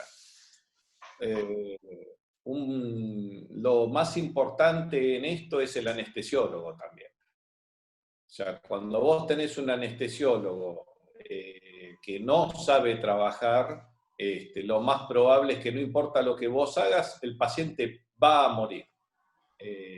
Tal vez no muera en el quirófano, pero muera víctima de fallo multiorgánico por no haberlo sabido sostener. Entonces, primero uno tiene que saber exactamente si el anestesiólogo del lunes, el martes, el miércoles, el día que te toca es bueno, y en relación a eso tal vez modificar el esfuerzo. Hacer control del daño y dejar una pierna sin revascularizar en un paciente es condenarlo a muerte. O sea, pasan... por eso pregunté tanto cómo es cómo llegó, ¿no? Y cuánto tarda, porque vos dejás un miembro inferior completo, isquémico, 6 horas después no tenés paciente. O sea, lo amputás, pero es probable que tenga fallo renal, etcétera, etcétera. Entonces, si la imposibilidad de tener cirujano vascular es grande y casi segura en un lapso de 12 horas, tendrías que amputarlo. Decisión difícil inclusive desde el punto de vista médico-legal. Pero si estás con la certeza de que no vas a conseguir un cirujano vascular, olvídate del tema. En cuanto a los shunts, qué sé yo creo que es más fácil hacer una anastomosis que poner un shunt, pero bueno, adelante. Yo creo que lo que hay que hacer es, si no hay disponibilidad de cirujano vascular, a toda costa hacer el mejor control del daño que puedas hacer y sacártelo de encima, derivarlo, porque si no el paciente no va a tener posibilidad de sobrevivir. A menos que uno tome una decisión valiente y es amputar la pata. Si en cambio uno está bien... El paciente era víctima, ¿no es cierto? ¿Cómo? ¿El paciente era víctima o era victimario? No, era víctima. Era y sí, con el pobre, con todas las complicaciones que tuvo. Realmente es muy difícil tomar esa decisión en ese momento, pero si no tenés un cirujano vascular, derivalo a donde puedas. Y después, si uno en cambio está bien acompañado, y sí, hacerle un fémoro femoral cruzado con vena inclusive, o con un cachito de prótesis, sería lo ideal. No tiene la menor importancia que se le tape al mes, o a los 2 meses, o a los 3 meses, porque vos le resolviste realmente el problema agudo, ¿no? Pero cuando no tenés lo necesario, control del daño y derivación. Muy bien, doctora Wynn. Muchas gracias por sus aportes. Vamos a cerrar este segundo caso y vamos a pasar al tercero y último caso. Lo va a presentar la fellow del Hospital Internacional General de Agudos, doctor Luis Güemes de Aedo. Ingrid Cre, adelante. Nos va a presentar un caso de herida de arma blanca en tórax, tratamiento quirúrgico versus tratamiento no operatorio. Adelante. Muy bien. ¿Ven bien la pantalla? ¿Se escucha bien? Sí, perfecto. Perfectamente. Muy bien. Bueno, vamos a presentar un caso clínico, como bien dijeron, de una herida penetrante en mediastino. En la diapositiva podemos ver a la foto a la izquierda, es el Hospital Paroicien, donde yo realicé mi residencia de cirugía general, y en la foto de la derecha vemos el Hospital Güemes de Aedo, donde me desempeño actualmente como fellow de cirugía torácica. A modo de introducción, el traumatismo mediastinal, sabemos que un alto porcentaje de los pacientes con herida penetrante en mediastino son sometidos a intervenciones quirúrgicas. El uso de la tomografía computada helicoidal multicorte de alta resolución representa un criterio de selección de paciente para identificar la necesidad de realizar tratamiento quirúrgico o la posibilidad de instaurar un tratamiento no operatorio. Sabemos que el tratamiento no operatorio está en auge en los últimos años, pero también sabemos que para los cirujanos generales no es lo mismo decidir un tratamiento no operatorio en lo que es región abdominal versus lo que es región torácica. En la guardia del Hospital Paroicien se recibió un paciente masculino de 19 años que ingresó a la guardia traído por familiares presentando 2 heridas de arma blanca, una paraesternal derecha en segundo espacio intercostal y una tóraco-abdominal izquierda. El paciente no refiere antecedentes de relevancia. Acá tenemos las 2 fotos donde vemos las 2 lesiones, la paraesternal derecha y la tóraco-abdominal izquierda. Al ingreso, el paciente presenta una tensión arterial de 90 a 60 milímetros de mercurio, una frecuencia cardíaca de 98 latidos por minuto, una saturación de oxígeno de 98% con máscara al reservorio, un Glasgow de 14-15 y se realiza una ecofaz al ingreso del paciente donde se ve una imagen heterogénea en región de pericárdico. Vale resaltar que, como la mayoría, calculo, de las residencias, el ecofaz es realizado por los residentes y no por un técnico en imágenes, ¿no? ¿Qué conducta tomaría con respecto al manejo inicial de este paciente? Como primera opción tenemos una reanimación inicial según normas ATLS, internación en sala de cirugía para realizar estudios complementarios. Como segunda opción, una reanimación inicial según normas ATLS, recategorización y realización de estudios complementarios, o una reanimación inicial según normas ATLS y avenamiento pleural izquierdo.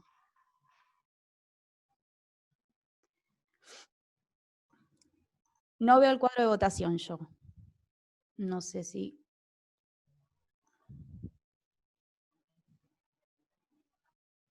¿Sí me pueden avisar si ya terminaron?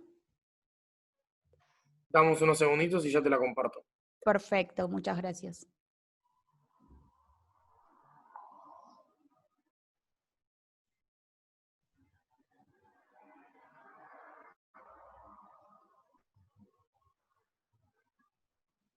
Muy bien, como la mayoría votó, lo que nosotros decidimos hacer fue una reanimación inicial, según normas ATLS, recategorización y realización de estudios complementarios. El paciente ahora presenta una tensión arterial de 110/70 con una frecuencia cardíaca de 88 latidos por minuto, con una respiratoria de 15, estabilidad hemodinámica, saturación de 98%, buena mecánica ventilatoria, buena entrada de aire bilateral, no se constata ingurgitación yugular y los ruidos cardíacos son normofonéticos. ¿Cuál sería su próxima conducta? Como primera opción tenemos una radiografía de tórax, laboratorio, compatibilización e internación en sala de cirugía para control y eventual resolución.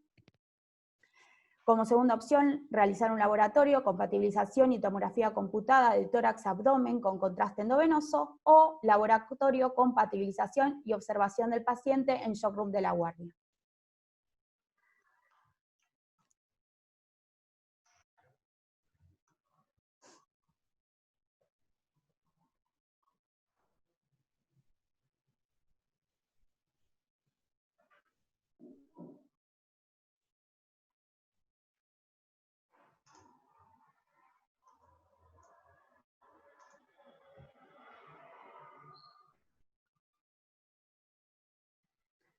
Muy bien, como la mayoría votó. Realizamos un laboratorio, compatibilización, y dada la estabilidad hemodinámica que presentaba el paciente, se decidió realizar una tomografía computada de tórax y abdomen con contraste endovenoso.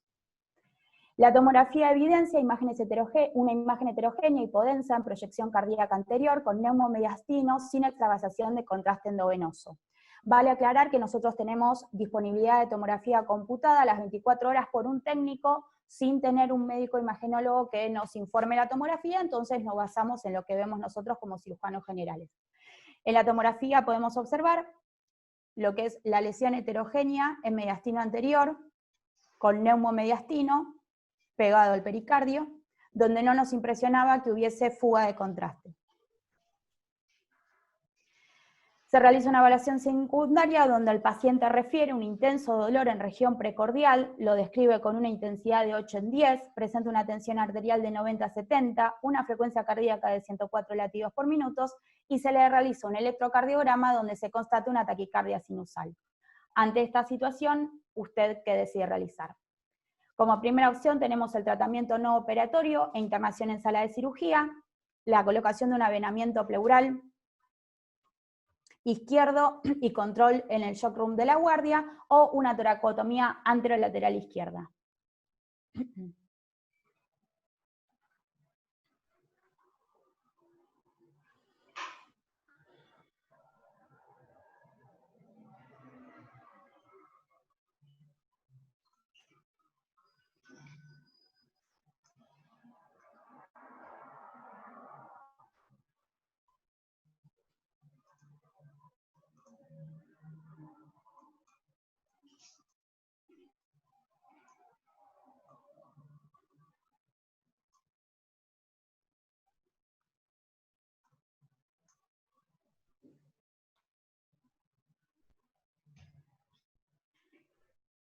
Bien. Decidimos realizar una toracotomía anterolateral izquierda, donde el hallazgo quirúrgico fue un hematoma sin sangrado activo en zona de mediastino anterior. Se realiza igualmente la apertura del pericardio sin constatarse derrame en su interior, y se coloca tubo de avenamiento anterior y posterior izquierdo. Acá tenemos la foto donde se constata el hematoma en mediastino anterior.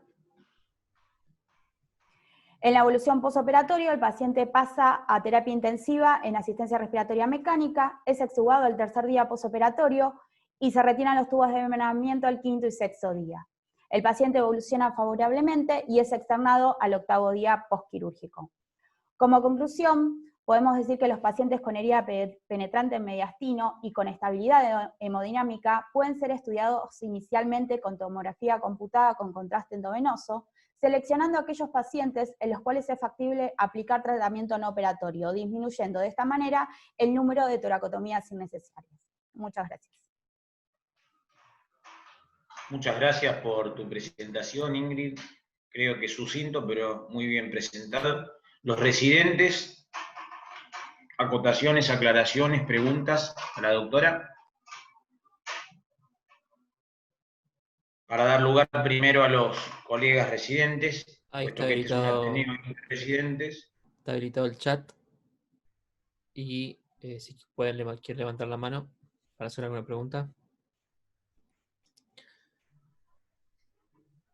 Alejandra Sarmiento pregunta si llamaron a cirugía cardiovascular para la cirugía. No tenemos servicio de cardiovascular de guardia pasiva. Bien. ¿Alguna otra pregunta? Silvia Figueroa pregunta si tenía alguna lesión costal. Costal no. Bien. Ósea no. No. Bien. La jaula torácica interna, entonces.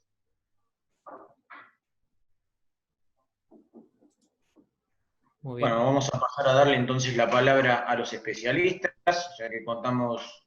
ahí tenemos una pregunta más. Sí. En caso de que el paciente esté hemodinámicamente estable, ¿cada cuánto tiempo se realiza el control tomográfico? Control tomográfico. Bueno, eso es una de las indicaciones de poder instaurar el tratamiento no operatorio, ¿no? En tener disponibilidad de tomografía las 24 horas. En el tiempo estipulado, mayormente se determina con la evolución del paciente. El paciente necesariamente tiene que ir a alguna unidad cerrada o el shock room de la guardia, como tenemos muchos en nuestros hospitales, que generalmente la terapia está llena y los pacientes que necesitan control estricto pasan al shock de la guardia, donde pueden ser monitorizados, y dependiendo de la evolución que veamos en el paciente y los cambios que veamos, en este caso al ser una herida mediastinal, en el electrocardiograma, en los signos vitales, se decide un control tomográfico. Si el paciente sigue estable, en primera instancia el tratamiento no operatorio es expectarlo y controlarlo en 24 horas, siempre y cuando no presente cambios. Bien. Tenemos otra pregunta también de la audiencia que preguntan si hay para hacer fibrobroncoscopía, si tienen disponible para hacer fibrobroncoscopía y si realizaron un tránsito esofágico para ver de dónde pudo haber provenido el neumomediastino. No tenemos fibrobroncoscopía de guardia y el trago no se realizó. Bien. Muy bien. ¿Alguna otra duda o inquietud?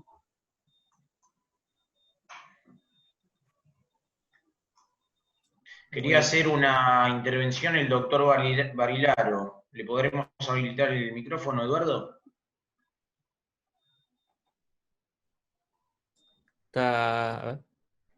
Sí, adelante, doctor Barilaro.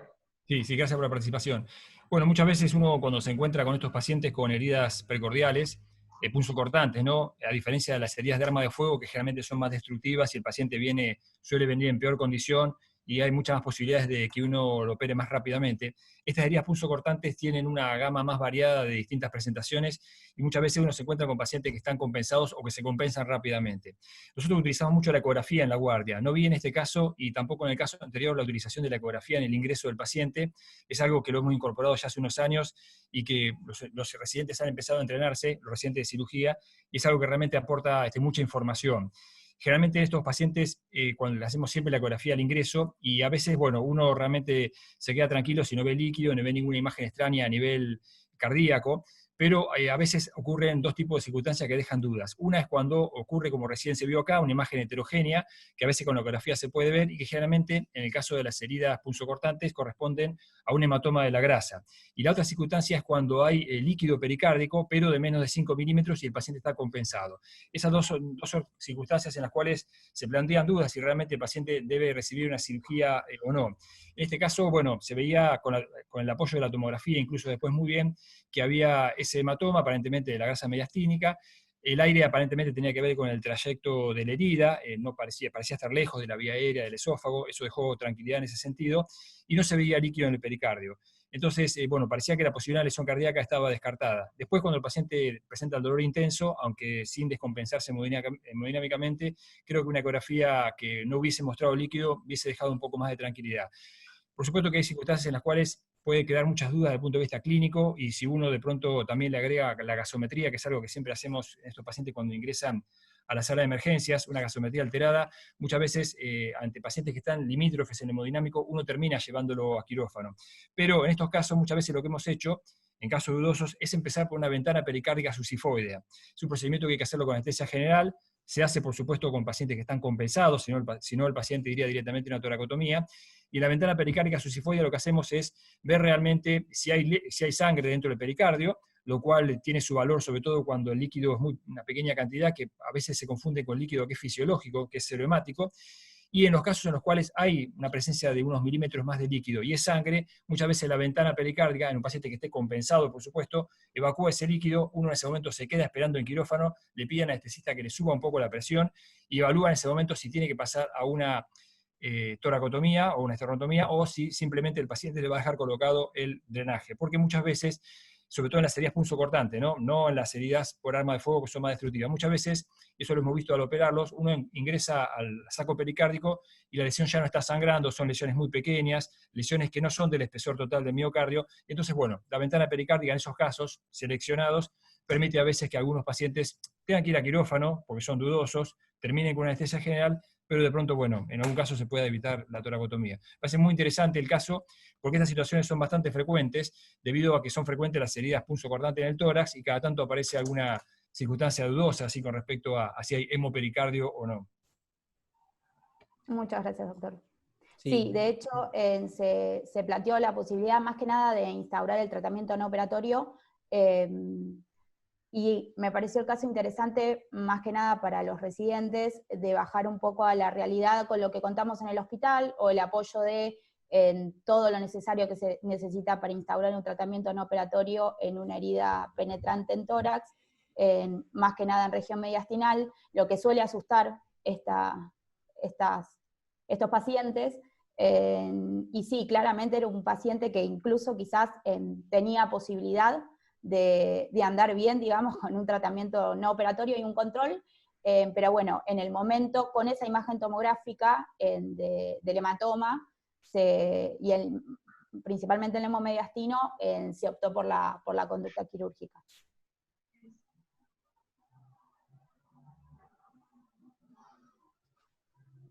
Muy bien.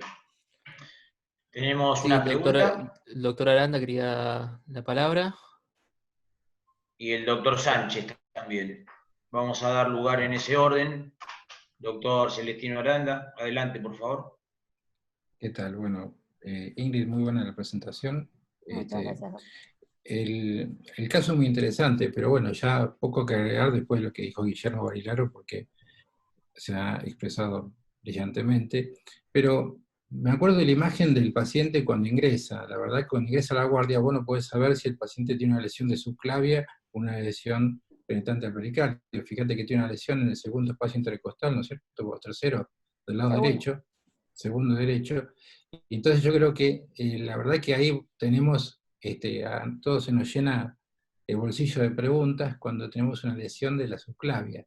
Obviamente que con los estudios tomográficos que hoy tenemos y con el paciente estable como fue compensado, uno descarta ese tipo de lesión, pero sería bravo encontrarnos con ese tipo de lesión. Ante el ECOFAS y todos los métodos que hoy tenemos de imágenes, lo que era antes llamada el área de Braco, que era el área precordial, antes, ustedes no deben saber esta historia, pero en realidad todas las lesiones que eran en el área quirúrgica eran de toracotomía de emergencia. Pero bueno, ya ha cambiado esa historia y creo que se puede manejar muy bien con todos los métodos diagnósticos. Coincido con el tema del enfisema mediastínico que se encontraba por la lesión que penetra el puñal. No tendría indicación en este caso una investigación aparentemente de la vía aérea por fibrobroncoescopía, porque es todavía anterior, no así el caso que fue un proyectil que rebota y hacen cualquier cosa adentro. Así que bueno, felicitaciones por el caso y muy bien trabajado. Muchas gracias. Gracias, doctor. Vamos a dar entonces la palabra ahora al doctor Daniel Sánchez. Le habilitemos el micrófono, por favor. Doctor Sánchez, adelante. Buenas tardes. Gracias. Buenas tardes, bienvenido a nuestro Ateneo. Muchas gracias. Muy bueno el caso, Ingrid, muy interesante, muy ilustrativo. Yo coincido también un poco con Guillermo, yo soy cirujano acá en Salta y nos estamos empezando a manejar mucho también con el FAS. para el diagnóstico y sobre todo para el tratamiento de este tipo de lesiones, ¿no? Hemos visto un par de casos ya de lesiones por heridas de arma blanca, en el cual la ventana pericárdica nos solucionó bastante el tema de evitar una toracotomía o una esternotomía.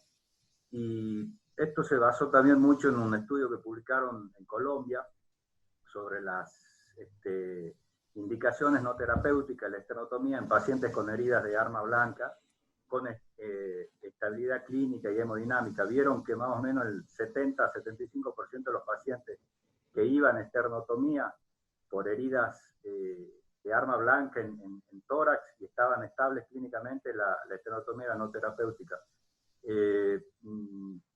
A mi entender, el manejo fue excelente. Yo no sé si ustedes disponen para hacer FAST en guardia, pero creo que sería una buena opción haber realizado el FAST y ver si tenía o no. Sí, Doc, el FAST se realizó al ingreso. Bien, bien, bien. En que fue donde se constató la imagen heterogénea que se veía y no impresionaba observarse líquido en pericardio, pero sí esa imagen heterogénea. Buenísimo. Nada, era una simple opinión que quería dar. Gracias, Ingrid. Muchas gracias, Doc. Bueno, muchas gracias, doctor Sánchez. Vamos a dar la palabra al doctor Pontel, que quería hacer una intervención. Abrimos el micrófono.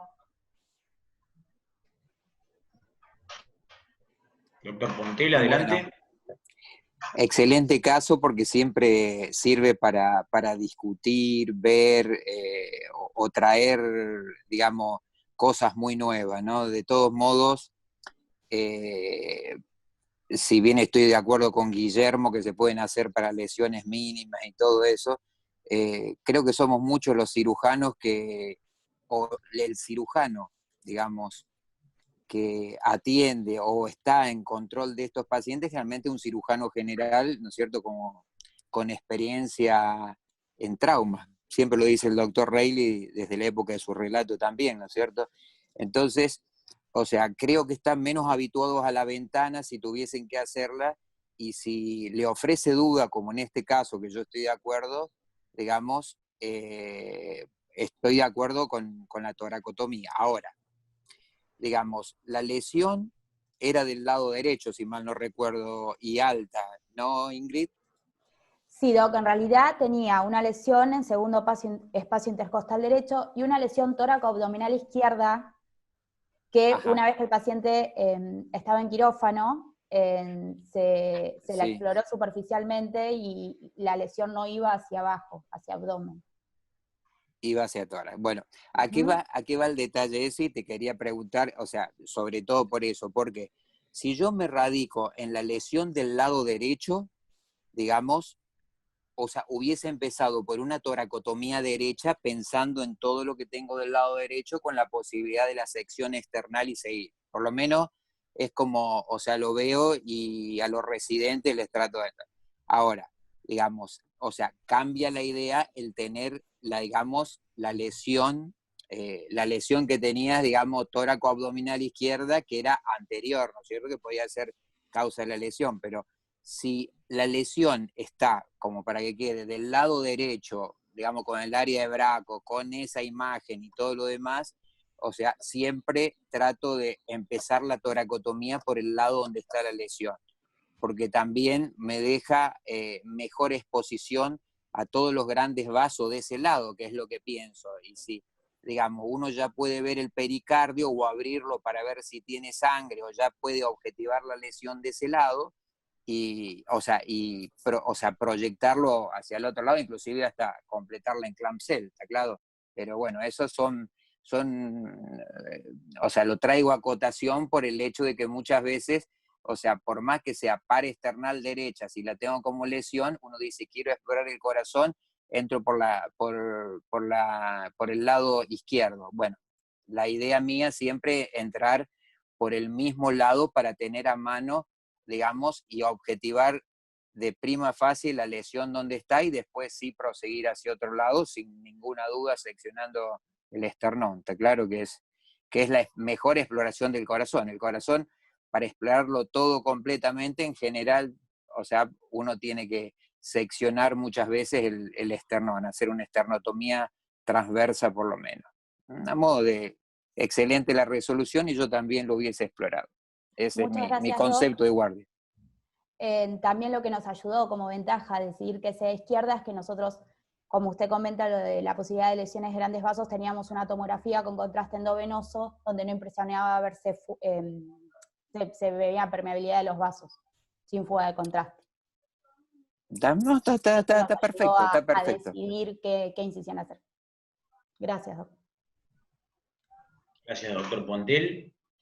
Vamos a dar la palabra al doctor Jorge Reilly. Abrimos el micrófono. Doctor Reilly, adelante, por favor. Bueno, gracias. Primero pido a usted como coordinador si me deja aportar unas diapositivas del tema de tratamiento no operatorio en heridas transmediastinales. Son 5 minutos. Por supuesto. Antes de eso de compartir pantalla, quisiera acotar algo a 2 o 3 consideraciones. Una que hizo Guillermo, que un poco lo dijo Leo Pontel, o lo reafirmó, lo enfatizó después, el uso de la ventana sifopericárdica. El problema es quién maneja el trauma de tórax en la Argentina. No lo manejamos los cirujanos generales y los cirujanos cardíacos, lo maneja el cirujano general con mayor o menor experiencia en trauma. Y lo manejan ustedes los residentes. La ventana sifopericárdica tuvo su auge en Estados Unidos en la década del 90, o antes tal vez, pero después se dejó de, o sea, prácticamente no tuvo la relevancia que se dio en un primer momento. ¿Por qué? Porque hay que estar preparado, si uno le viene positivo con la ventana sifopericárdica, tiene que saber hacer una esternotomía, confeccionar una esternotomía en una herida cardíaca en serio. Y el tema de confeccionar o en la guardia, hacer una esternotomía, el cirujano general o el residente no está habituado a hacer una esternotomía, ni tiene los medios para confeccionar una esternotomía mediana. O sea que está mucho más práctico o ducho en poder hacer una toracotomía, una toracotomía de emergencia como se hizo en este caso. Con respecto al tratamiento no operatorio, surge el tratamiento no operatorio del abdomen y uno se pregunta si lo podemos hacer realmente dentro de las heridas cardíacas o dentro de las heridas penetrantes transmediastinales. Y eso es lo que quisiera aportar con 2 o 3 diapositivas. Yo le voy a pedir compartir pantalla.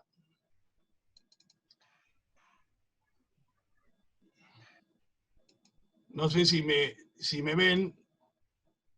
Se ve, doctor, perfectamente. ¿Sale la proyección?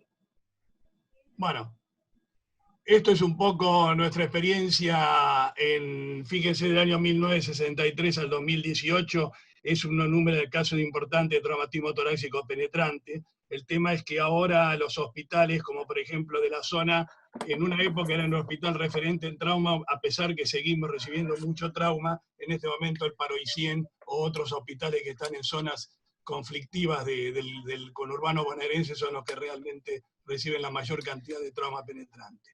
Pero para los residentes, importante, en la lesión perforante transmediastinal, no desesperarse. Y esto lo traigo siempre a acotación cada vez que puedo opinar sobre el tema, y realmente es un trabajo que hace el doctor Alberto Iñón, que presentó en la Academia Argentina de Cirugía, sobre sentirse capacitado, y hace una encuesta sobre 74 cirujanos con más de 15 años de experiencia, y fíjense, cirujanos generales, que el 80% se siente capacitado para resolver una lesión esplénica, pero solo el 15 a 20% de esos encuestados se puede resolver una herida de grandes vasos torácicos.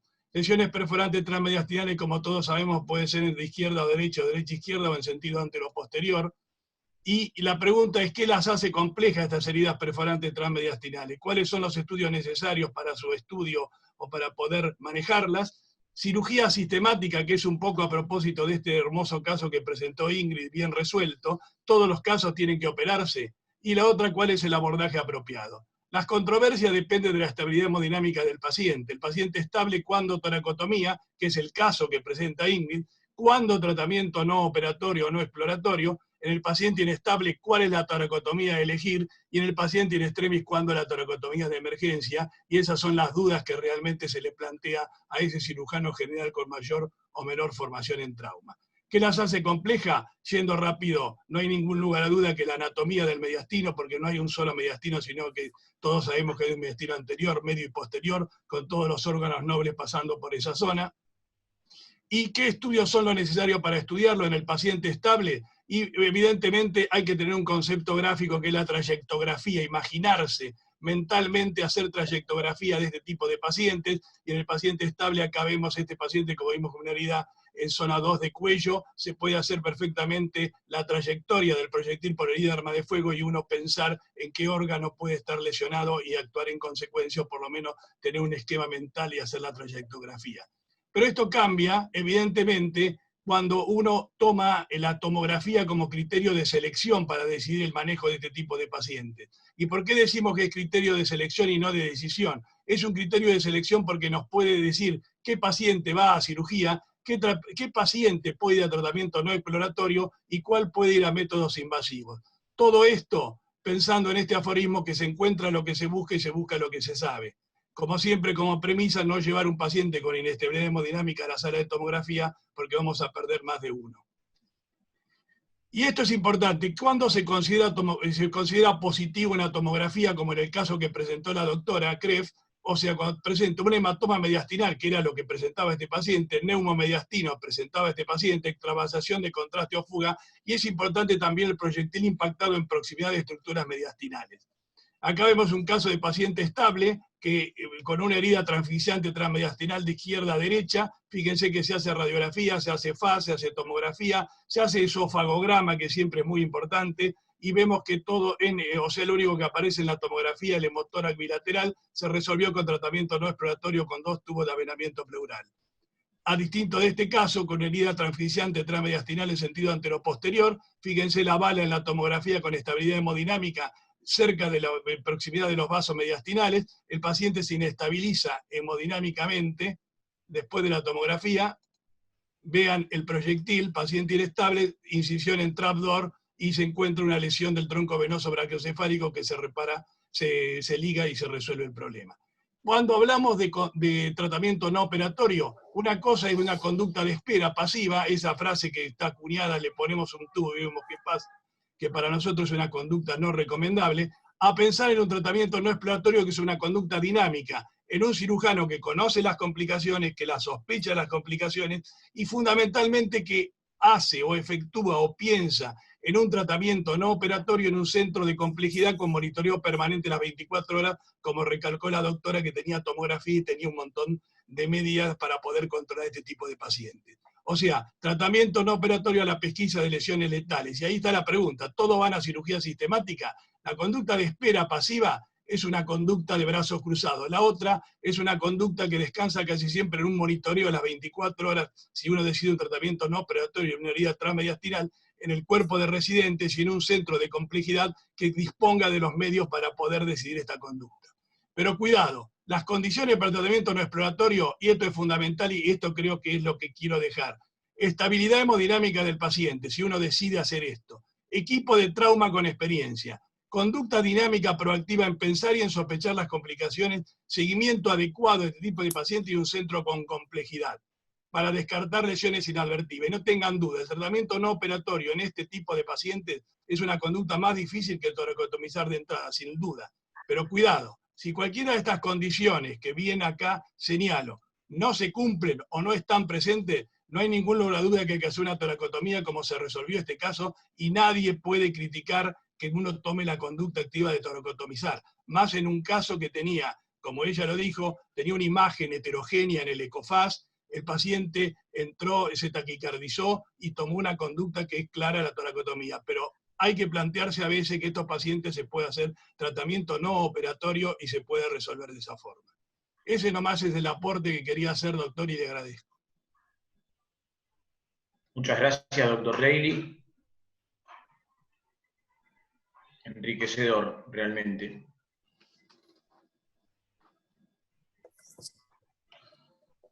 ¿Tenemos alguna otra intervención que haya quedado pendiente?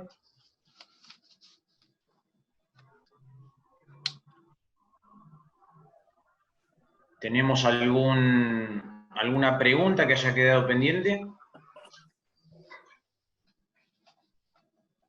Bueno, si todo esto entonces ya está concluido, voy como organizador del evento a dar las gracias a todos los que han participado, ¿sí? Empezando por los colegas residentes, fundamentalmente los que han presentado, los que han participado, y a los cirujanos expertos que nos han acompañado durante todo el Ateneo, el doctor Celestino Aranda y el doctor Barilaro, ¿sí? Que ya lo han hecho las veces anteriores, y también a los expertos que se han sumado con nosotros, como el doctor Gustavo Aguín, el doctor Reilly, que ha participado recientemente, el doctor Pontel, el doctor Fernando Machado, el doctor Ciavarelli, el doctor Daniel Sánchez y el doctor Mariano Laporte del Hospital Parmenio Piñero de Buenos Aires. Agradezco a todos ustedes, esperamos en nombre de la Asociación Argentina de Médicos Residentes de Cirugía General que a todos les haya gustado el evento y esperamos que tenga la misma adherencia en las veces futuras. Bien. Gracias, Lucho. También quería agradecer a todos los especialistas que nos acompañaron.